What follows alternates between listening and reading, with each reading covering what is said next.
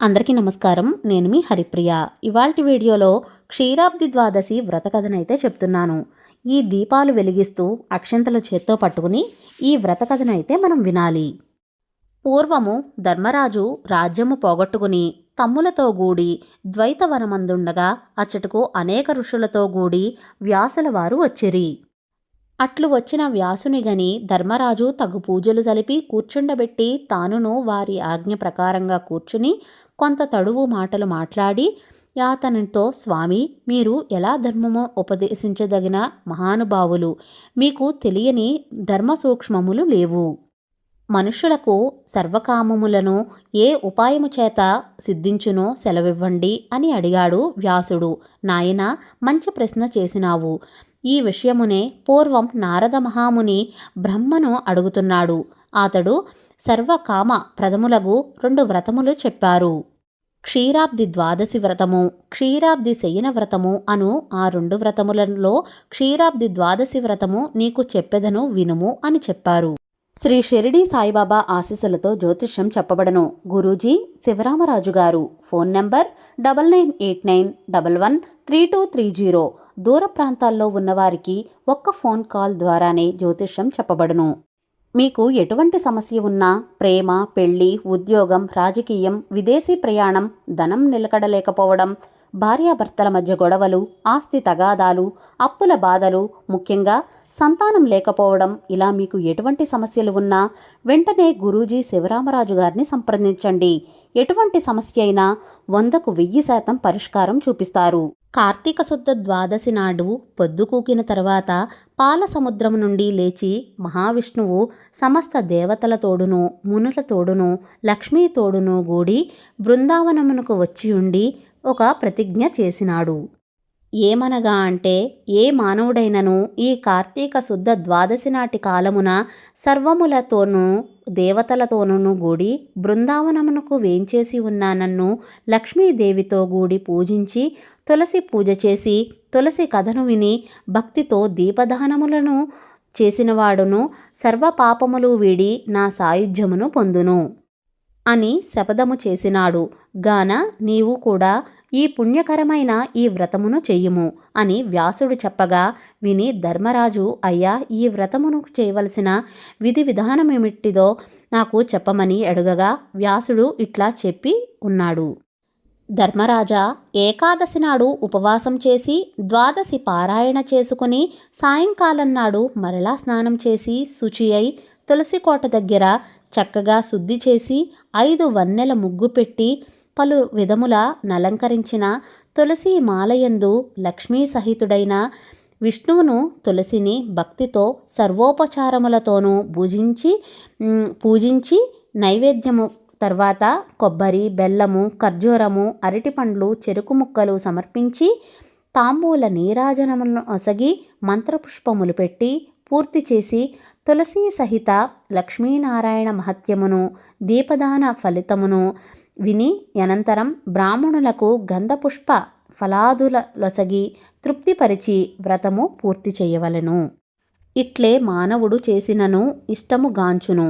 ధర్మరాజాది విని దీపదాన మహిమను చెప్పుమని ఎడుగగా వ్యాసుడు చెప్పుతున్నాడు. యుధిష్ఠరా, దీపదాన మహిమ ఎవడు చెప్పగలడు? కార్తీక శుద్ధ ద్వాదశి దినమున బృందావన సమీపమున దీపదానము చెయ్యవలెను. ఒక్క దీపదానముచే ఉపపాతకములు పోవును. 100 చేసిన విష్ణు స్వారూప్యము కలుగును. అంతకెక్కువ చేసిన నా ఫలము నేను చెప్పలేను. భక్తితో 1 ఒత్తితో దీపము పెట్టిన బుద్ధిశాలి యగును. 4 ఒత్తులు వేసి వెలిగించిన రాజగును. 10 వేసిన విష్ణు సాయుధ్యం పొందును. 1000 ఒత్తులు వేసినచో విష్ణు రూపుడగును. ఇది బృందావనంలో చేసిన ఎడల కురుక్షేత్రమందు చేసినంత ఫలితము కలుగును. దీనికి ఆవు నెయ్యి మంచిది, నువ్వుల నూనె మధ్యమము, తేనె యధమము. ఇతరములైనను అడవి నూనెలు కనీసము. ఆవు నెయ్యి జ్ఞానమోక్షములు నొసగును. నువ్వుల నూనె సంపదను, కీర్తిని ఇచ్చును. ఇప్ప నూనె భోగప్రదములు, అడవి నూనె కామ్యార్థ సిద్ధిప్రదములు. అందులో ఆవ నూనె మిగులు కోర్కెలనిచ్చును. అవిసె నూనె శత్రుక్షయకారి, ఆమదము ఆయుష్షు నాశనము చెయ్యును. బర్రె నూనె పూర్వపుణ్యములను తొలగించును. వీనిలో కొంచెము ఆవు నెయ్యి కలిసిన దోష పరిహారమగును. ఈ దీపదానము వలననే ఇంద్రాదులకు వారి వారి పదవులు దొరికినవి. దీనివలన అనేక మహిమలు కలుగును. ద్వాదశి నాడు దీపదానము చేసిన శూద్రులకు ముక్తుగాంతులవుదురు. బృందావనమందున మండపము కట్టి వరుసగా దీపపంక్తులు పెట్టియున్నవా నెవడు చూసి ఆనందపడుదుడో వాని పాపములు నశించును. ఈ దీపదాన మహిమ విన్నవారు చదివినవారు మోక్షప్రాప్తులగుదురు అని చెప్పగా విని ధర్మరాజు మహదానందముగా చెంది తులసీ మహత్యమును చెప్పమని కోరగా వ్యాసుడు చెప్తున్నాడు. తులసీ మహిమ పూర్తిగా బ్రహ్మ కూడా చెప్పలేడు. అయినను ఆ బ్రహ్మ నారదునకు చెప్పినట్లుగా చెప్తున్నాడు. కార్తీక మాసమందు తులసి పూజ చేయురు వారు ఉత్తమ లోకములను పొందుదురు.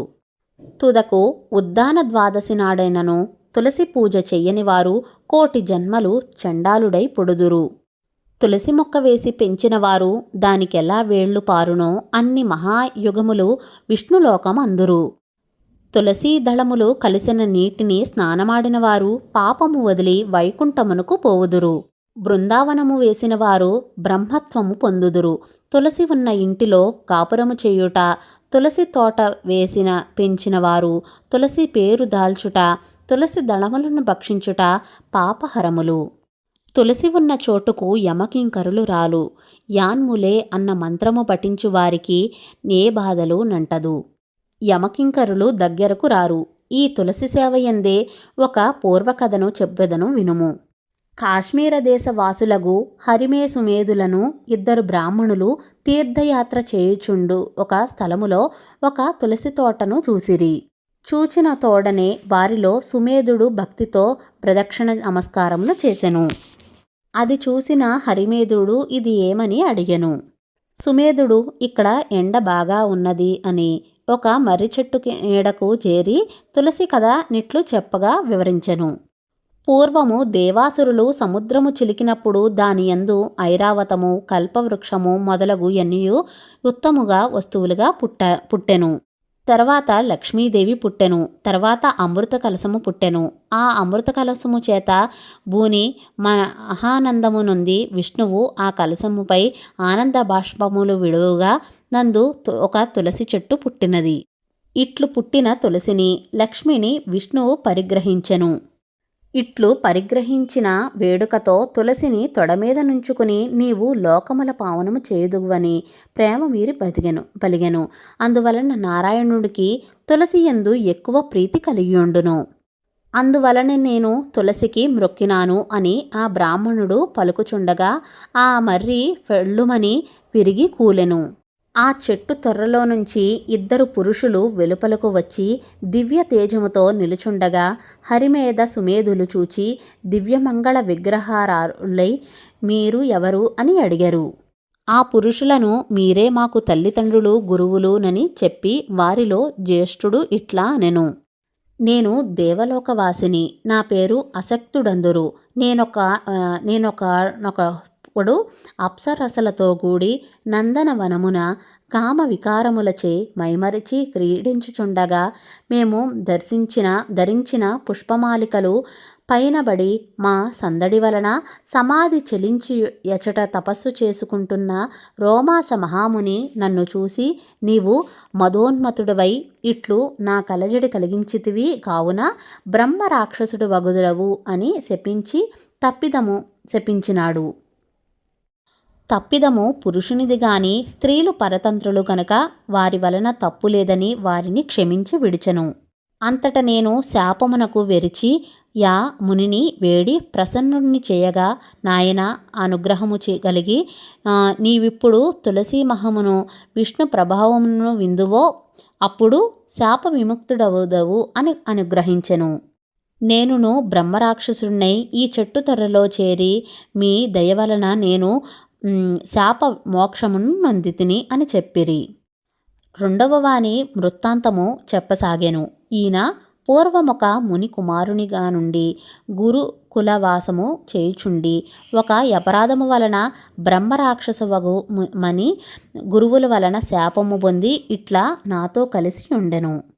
మేమిద్దరము మీ దయ వలన భ్రవితులమైతమి. ఇట్లు మమ్మల్ని అనుగ్రహించినారు కనుక మీ తీర్థయాత్ర ఫలము సిద్ధించినది అని చెప్పి వారిరువురు వారి త్రోవను బోవగానే బ్రాహ్మణులిద్దరూ ఆశ్చర్యానందములతో మునిగి తులసి మహిమను పొగుడుచు యాత్ర ముగించుకుని ఇండ్లకు ఏగిరి. ఈ కథను ఎవరు విన్నను వారు సర్వపాపములు వదిలి యుత్తమ గతులను జయించుదురు బ్రహ్మనారదులు చెప్పెను అని వ్యాసుడు చెప్పి, ధర్మరాజా, ఇట్లు క్షీరాబ్ది వ్రతములు చేసి తులసి కథ విన్నవారు ఉత్తములవుదురు. ఇక్కడతో క్షీరాబ్ది ద్వాదశి వ్రత కథ పూర్తయింది. అక్షింతలు చేత్తో పట్టుకుని విన్నాం కదా. ఈ అక్షింతలను కొన్ని స్వామి మీద వేసి మిగిలిన అక్షింతలను మనం వేసుకోవాలి. తర్వాత భర్త చేత కూడా వేయించుకోవాలి. అలాగే పిల్లల మీద కూడా కొన్ని అక్షింతలు వేయాలి. క్షీరాబ్ది ద్వాదశి పూర్తి పూజా విధానం మన ఛానల్లో ఆల్రెడీ వీడియో పోస్ట్ చేశానండి. ఆ వీడియో లింక్ డిస్క్రిప్షన్లో ఉంటుంది, క్లిక్ చేసి చూడగలరు. నేను మీ హరిప్రియ. సర్వం శ్రీకృష్ణ అర్పణమస్తు. స్వస్తి.